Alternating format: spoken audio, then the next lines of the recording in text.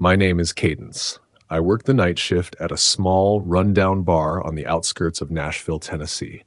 The kind of place that stays afloat because the customers are always the same. Truckers making quick stops, local drunks drowning their regrets in cheap whiskey, and couples who clearly shouldn't be together. The bar sits on the edge of the highway with a discreet back entrance that connects to the neighborhood. Nothing special, just a dark, smoky spot where the jukebox plays classic rock nonstop, and the yellow streetlights flicker as if they're about to go out. I like it here. The routine is predictable, the customers rarely cause trouble, and the tips are surprisingly good. But the worst part of the night shift isn't the drunks who don't know when to stop, or the troublemakers who think settling things with their fists is a good idea. The worst part is being alone. During the week, business is slow, so my boss doesn't see the need to have anyone else with me, which means that if something happens, it's just me against the world. And it was on one of these slow nights, just past 1 a.m, that he showed up. A terrifying man in black. I noticed him the moment he walked in. There was something about him that made me hold my breath for a second. Maybe it was the way he moved, too sure of himself, as if he already knew exactly what was going to happen. Or maybe it was his eyes, cold, calculating, scanning everything with a calmness that sent chills down my spine. He was older, maybe 45 or 50, but extremely well-groomed. He wore a black sweater under a long, dark coat, his clothes impeccable, like someone who makes real money, but not the kind who needs to flaunt it. He wasn't a tired trucker or a random drunk. He didn't belong here. He walked up to the bar and sat down with such perfect posture he looked like a statue. When I approached, he smiled. A small, controlled smile. A Macallan, neat. His voice was firm but quiet, too confident for someone who shouldn't be here. As I poured the drink, he watched me in a way that made me feel exposed, like he was studying me. Then he asked, "Do you like working here?" A simple question, but something about the way he asked it unsettled me. "Yes, I do," I answered, keeping my tone professional. He tilted his head, analyzing my response as if he had expected something different. "Have you ever thought about doing something bigger, something better?" The question caught me off guard. I let out a small laugh, pretending not to care, but the truth was a shiver ran down my spine. "I'm fine here." He smiled again, but this time it seemed like disappointment. He didn't press the matter, just emptied his glass and placed a $100 bill on the counter, smoothing it with his fingers. Then, without another word, he got up and walked out, disappearing into the darkness of the road. I stood there for a few seconds, gripping the bar rag tightly. It hadn't been a scary conversation, but something about him, something was wrong. And deep down, I knew it wasn't over yet. And I was right. A week later, he came back. But this time he wasn't alone. A woman was with him. She caught my attention immediately. She had to be around 35, but she dressed like someone much younger. Trendy clothes, too tight on her body, like she was trying to blend in with a crowd that wasn't hers. Her smile was wide, bright, but forced. The two of them sat in the exact same spot as before. I walked over to take their order, and the first thing the woman said wasn't hi or a drink request. "You're so beautiful." She smiled exaggeratedly, and her fingers lingered on my arm for too long. It sent a chill through me. I thanked her, unsure of what to say, but something felt off. This time the man remained silent. He just watched me. The woman talked a lot, but it wasn't small talk. She was probing. She asked how long I had worked at the bar, my age, if I lived alone, all in a friendly tone, but her eyes held no warmth. It felt like an interview. And then, out of nowhere, she leaned in slightly and lowered her voice. "I run a private event club, exclusive." She smiled as if we were sharing a secret. "We're looking for young, charismatic people to work with us. You'd make $10,000 per weekend. Easy work. Safe." My stomach twisted. "Sounds too good to be true." I replied, trying to keep my tone light. She laughed and shook her head. "It's real. Plenty of girls like you already work with us. You'd love it." Her smile never faded. It was plastic, artificial. And then, casually, she said, "Come outside for a minute. There's someone who can explain it better." That's when I felt real fear. My instincts screamed at me not to go. I kept my face neutral and simply said, "I'm fine here." This time my voice came out firm. No smiles.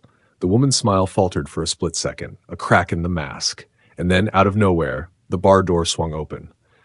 A group of customers walked in, laughing loudly, shattering the strange silence. The woman exchanged a quick glance with the man beside her. Neither of them said another word. They just stood up and walked out. I stood there, heart pounding, feeling a fear I couldn't quite explain. Those two, they were choosing me for something, and I had no idea what it was.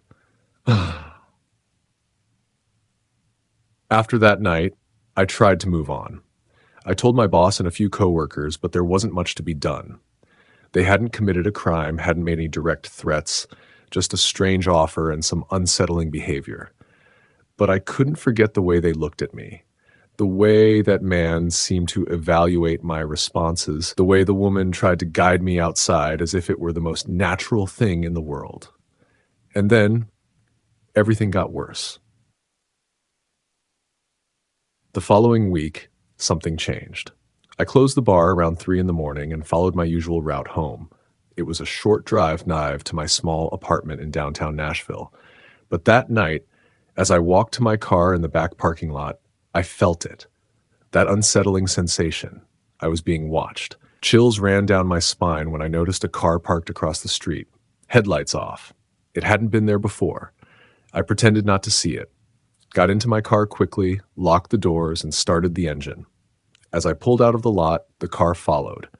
At first, I thought it was a coincidence. But then I turned down a street that made no sense for anyone just passing through. And they turned too. My chest tightened. I took another unexpected turn. The car followed. At that point, there was no doubt. Someone was following me. My mind raced in panic, but I tried to stay calm. I grabbed my phone and, instead of driving home, changed my route. I knew there was a police station just a few blocks away. When I turned onto the right street and saw the station up ahead, its streetlights illuminating the sidewalk, the car behind me suddenly slowed down. Then, without hesitation, it made a sharp U-turn and disappeared into the night. I sat in the driver's seat for a few minutes, fingers trembling on the wheel. This wasn't paranoia. They were hunting me. After that incident, my boss started calling me at the end of my shift to make sure I'd make it to my car safely, but nothing happened for a while, until that night. It was a dragging Tuesday. The bar was empty, just a few drunks scattered in their corners. It was past midnight when I heard the door open. And there she was. The woman. She was alone this time. My heart raced, but I did my best to stay calm. I discreetly grabbed my phone and texted my boss. "She's back." I looked up and she was smiling, the same fake smile, the same manipulative energy. She walked slowly to the bar and sat down. "I thought I'd come see how you were doing." Her voice had a forced sweetness that made me freeze inside. I didn't respond. I just wiped a glass, not looking directly at her. "Give me an old-fashioned." I wanted to tell her to leave, but my boss was 15 minutes away and I needed to keep her there until he arrived. I nodded and started making the drink. That's when I heard it. A click, the front door closing. My insides froze. I hadn't heard anyone enter. I looked around. The bar was empty. When I looked up at the woman, something had changed. The smile was still there, but her eyes were cold. That's when I realized she hadn't come to talk. My body tensed as I noticed a shadow moving through the back of the bar. The alley. And then something rattled the back door. They were trying to get in. I didn't think. I didn't hesitate. I grabbed my phone and dialed the police while walking quickly to the front entrance. The noise at the back door grew louder. They were forcing it. The phone kept ringing. The woman was still sitting there, watching me calmly. Why the rush cadence? She knew my name. My chest tightened. That's when headlights from a car flooded the parking lot. My boss. In that instant, the noise at the back door stopped. The silence was even more terrifying than the sound of the wood being forced. The woman sighed and stood up, adjusting her blouse. "It was a pleasure meeting you." And she walked out. She didn't run. She didn't hesitate. She just walked out the door as if nothing had happened. Seconds later, I saw a black van speeding out of the parking lot. The police arrived and reviewed the cameras. What they saw sent a chill down my spine. Just seconds before the woman entered, two masked figures had been hiding by the front entrance. They were waiting. Just waiting. And there was a third person at the back door.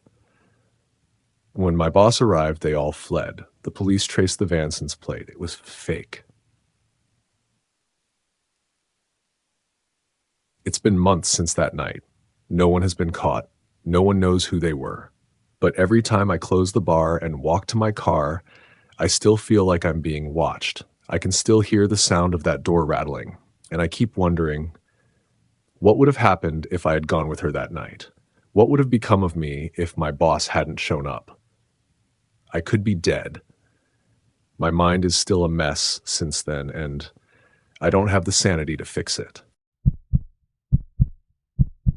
I work the graveyard shift at an isolated gas station, the kind that survives only because of the truckers lost in the darkness of I-80.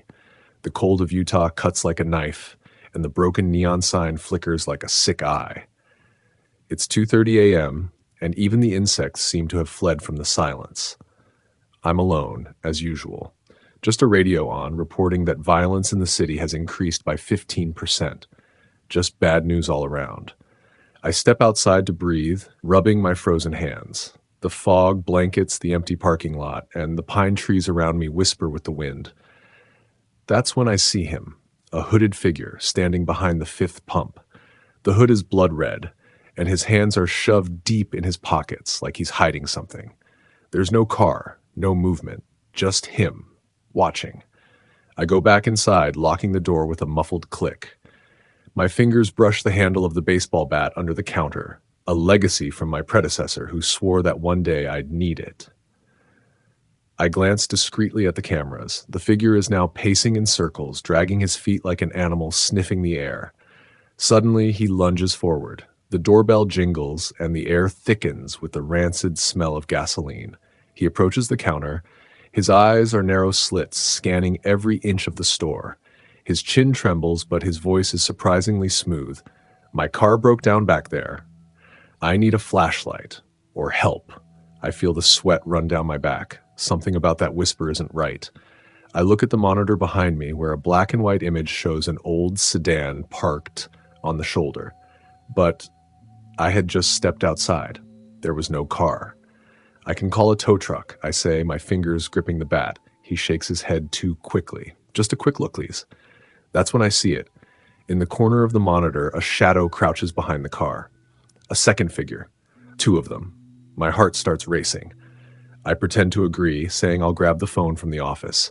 I turn my back slowly, but as soon as he loses my line of sight, I hit the panic button. The alarm blares, a screech that tears through the silence. I expect screams, violence. Instead, I hear a laugh. Low, raspy. Good move, he says. When I turn around, the man is relaxed, his hands still in his pockets. The hood falls, revealing a crooked smile. He's enjoying himself.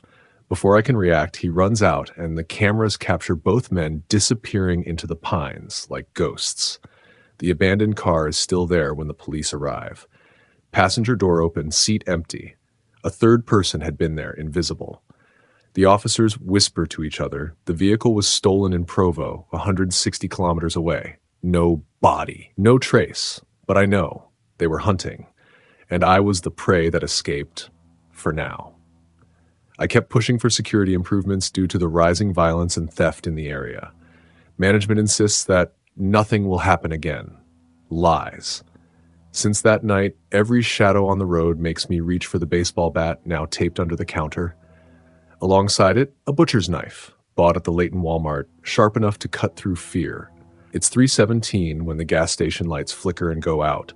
The generator kicks in, but it only powers half the store. On the cameras, everything outside is dark. Even the hum of the freezers disappears. I hear the wind howling and then knocks, soft, rhythmic, on the back door. Is anyone there? I shout, gripping the knife. Silence. The front doorbell rings. Ding dong. My body freezes. Two men enter, hoods low. One wears a worn leather jacket, the other carries a thermal bag. They don't look like truckers. I want a coffee, says the one in leather. his eyes fixed on the disconnected cameras. As I prepare the drink, the second man walks down the aisles. I hear the click of a drawer opening. They're looking for something. Or someone. There's no cash in the register. I fake a cough, sliding my phone to dial 911. The man in leather smiles, showing a pocket knife in his palm. We don't want money. The air turns acidic. I pull out the baseball bat, but the second man is already behind me, blocking the exit. The thermal bag is open on the floor. Inside, ropes, tape, and a saw, clean as if it had never been used. You should have left when you had the chance, whispers the man in leather, advancing. My left arm burns as the pocket knife rips through my uniform sleeve. I scream, swinging the bat at the hot coffee pot. Glass shatters and the scalding liquid hits his face. He howls, temporarily blinded. The second man grabs my hair, but my knife finds his thigh. He grunts and pulls back. I run to the back, but the door is jammed. They locked it from the outside. I hear sirens in the distance. The men exchange glances and flee through the trucker's entrance, leaving the bag behind. When the police arrive, they find only frozen blood, footprints, and the saw. No fingerprints, no clues. The Salt Lake Tribune calls it an isolated incident. But I know the truth. 2 days later, a trucker disappears on the I-84 near Tremonton. His truck is found empty, with an identical thermal bag in the back seat. I don't expect justice. I expect to survive. I've changed shifts, but I still dream of the sound of the saw against metal. And when I drive on the I-80 at night, I avoid looking at the pines. Sometimes I swear I see red figures, laughing. My name is Jordan, and I work the night shift at a Walmart on the outskirts of Phoenix, Arizona. It's not the worst job, but after months, the hours drag on like a repetitive nightmare. The fluorescent lights hum like agonizing insects, and the empty aisles echo every step, every sigh. My section is electronics, a quiet corner where I rarely see anyone after 2 a.m. Most customers are hurried truckers or sleepless wanderers, but that night, he showed up. At first, I thought he was just another night zombie, a tall, thin man wearing a faded leather jacket and heavy boots. His movements were calculated. He stood at the end of the aisle, watching, not picking up products, not looking at the shelves. He just existed, like a shadow stuck to the back of my neck. I tried to ignore him, focus on the HDMI cable stock, but the air grew cold, as if the air conditioning system had been set to freeze fear. My hands trembled as I organized the headphones. I decided to call on the radio, but the batteries were dead. Cruel irony. That's when I heard slow footsteps approaching. He was closer now, leaning against the speaker shelf, his eyes fixed on me like dull headlights. His face was pale, almost gray under the white light, and something gleamed in his hand. A wrench? A pocket knife? I couldn't tell, but the metallic reflection made me swallow hard. I almost jumped when a hand grabbed my arm. It was a woman, blonde, smiling, with a sweet perfume that contrasted with the strength of her grip. "I finally found you," she said too loudly, like we were in a romantic comedy. Before I could react, she whispered urgently, "That man is filming you. Come now." I looked back. The man was still there, but now he held a phone, the camera pointed directly at me. His fingers slid on the screen, zooming in. My heart raced. The woman pulled my arm harder, dragging me away from the electronics. "Trust me," she murmured, but her smile was frozen like a wax mask. We passed the empty registers, the household section, and entered the back room. The light here was weak, flickering, and the air smelled of new plastic and mildew. Stacked boxes formed dark mazes, and I heard a metallic creak. The back door, the one leading to the employee parking lot. No cameras. "Almost there," she said, quickening her pace. Her perfume now was sickly, acidic. I tried to pull away, but her nails dug into my skin. "Where are we going?" I screamed, my voice echoing off the concrete walls. She didn't answer. The back door was ajar, and outside, the darkness of Phoenix swallowed everything. A shadow moved in the dimness. Another man? The smell of burnt gasoline filled my nostrils. That's when I saw the van. Black, no plates, engine running with a low rumble. The side door slid open. Silent. This isn't real, I thought. But the terror was tangible, a knife twisting in my stomach. I screamed, struggled with all my might, scratching the woman's arm until she let out a grunt. I ran as if hell itself were behind me, tripping over boxes until I reached the pale light of the main aisles. My coworker Marcos appeared, alerted by my screams. Security searched the back room, but the van and the duo had vanished. On the cameras, the woman never showed her face, only her back, always turned, always calculated. The man, however, was clear. Empty eyes, a smile of someone who already knew how that night would end. The Phoenix police took notes, but to this day there are no answers. All I know is that night, I wasn't just another employee, I was a target. And Walmart, with its endless aisles, became a trap. The following days were a whirlwind. The Phoenix police searched the parking lot, questioned witnesses, and even tracked the unmarked van, but it had disappeared like smoke in the desert. They said the man from the cameras had a clean record. No one recognized him. As for the woman, she was a ghost. No record, no clue. All that remained was the video of her pulling my arm, her red nails embedded in my skin like claws. I went back to work a week later, pressured by my boss. Security has been improved, he said, pointing to new cameras and a night guard. But the lights in Walmart never seemed innocent again. Every shadow in the toy aisles, every creak in the back room made me shrink. Even the smell of coffee from the machine reminded me of her sickly perfume, sweet but rotten inside. 2 nights later, the nightmare returned. I was in the baby section, organizing bottles, when I heard dragging footsteps. Him. The same leather jacket, the same boots.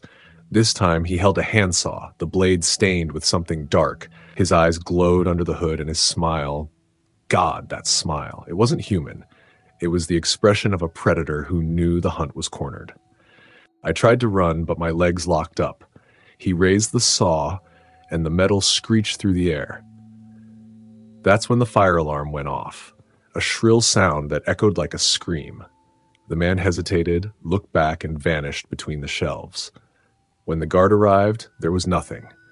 Just an oil trail on the floor leading to the back door. That night, I decided never to return. But the real horror came afterward. I started noticing cars parked near my apartment in Tempe, a suburb of Phoenix.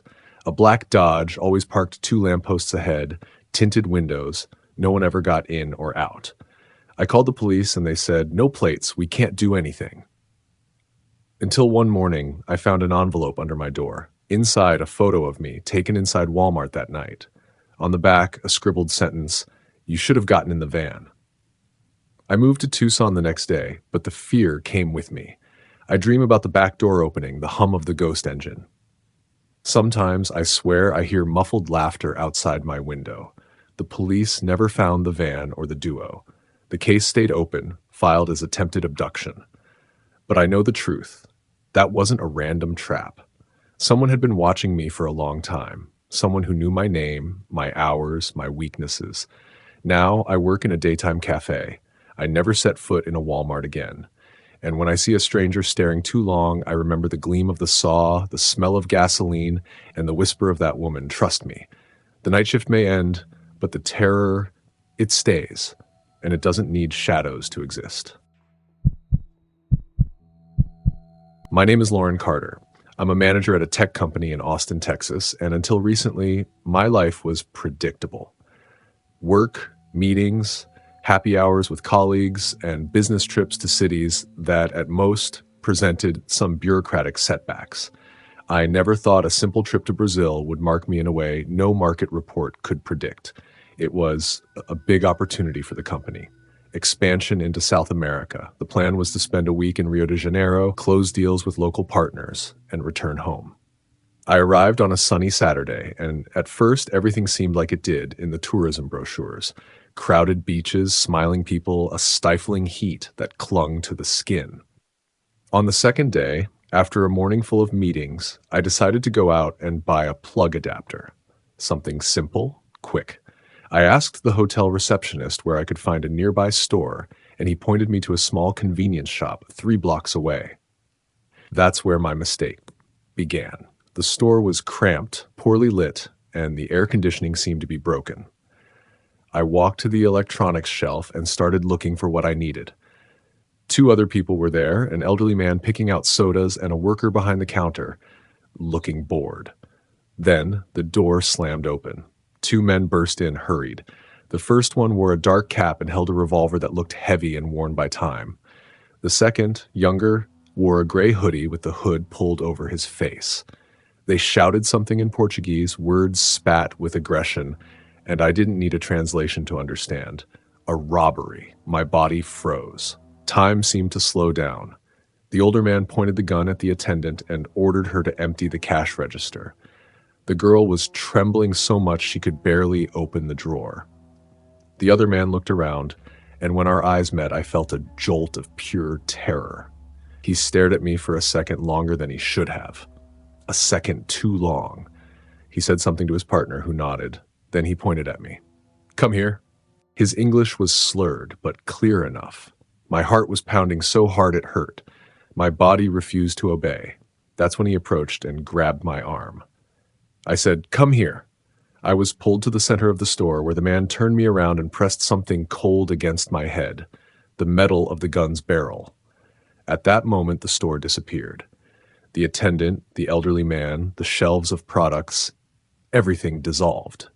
Only that cold pressure against my scalp and the deafening sound of my own heartbeat remained. Was I going to die there?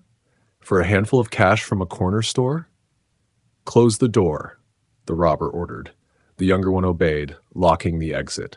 My hands trembled so much they could barely stay open at my sides. Hand over the bag, the phone, everything. His voice was cold, emotionless. I did. My fingers dropped the items as if they burned. They took everything. They searched me quickly and roughly, even taking my watch. A heavy silence settled for a moment. I couldn't breathe properly. All I could hear was my own short, ragged breath. Then the siren of a patrol car sounded in the distance. The robbers looked at each other. The older one cursed something in Portuguese. "Let's go." The younger one was already by the door. The older one hesitated for a second. I saw his jaw tense, his eyes sweeping the room, his finger still on the trigger. That was the most terrifying moment of all, because I saw the doubt in him. I saw that he was contemplating whether he should just take me out of there. For a fraction of a second, I felt that it was the end for me. But then, as if he decided it wasn't worth it, he just shoved me to the ground with force. My head hit a shelf and I collapsed, only seeing their legs hurrying out through the door. The terror didn't end there. It didn't end when the attendant ran to help me, or when the police arrived, or when my statement was taken. It didn't end even when I went back to the hotel and stared at my reflection in the mirror, seeing a woman who no longer looked the same as just a few hours before. The horror settled inside me, in the fact that I knew if that man had decided differently, I wouldn't be alive anymore, and I still had more days in Brazil. But after that, all I wanted was to escape. I didn't sleep that night.